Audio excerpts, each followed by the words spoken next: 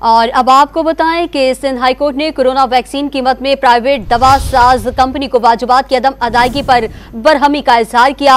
31 मई तक महकमा सेहत सिंध से रिपोर्ट तलब कर ली है। मज़ीद तफसीलात जानते हैं डॉन न्यूज के नुमाइंदे शफी बलोच से। शफी, वाजिबात की अदम अदायगी पर सिंध हुकूमत का क्या कहना है?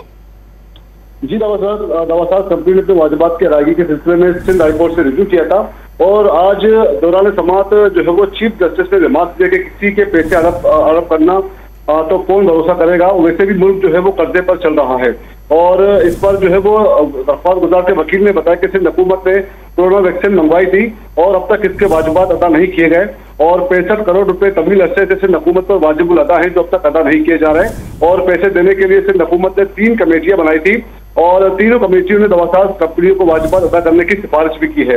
और चीफ जस्टिस ने अपने रिमार्क्स में कहा कि मसला बड़ी रकम का है और सोचते होंगे कि हमें इसमें क्या कमीशन मिलेगा, यही वजह है कि शायद ये रकम अदा नहीं की जा रही और अगर ये सूरत आ रही तो कौन आप पे भरोसा करेगा। दौरान समाज सेक्रेटरी सेहत को जो है वो बुलाएं और इनसे भी पूछ लेते हैं कि पैसे देने हैं या नहीं।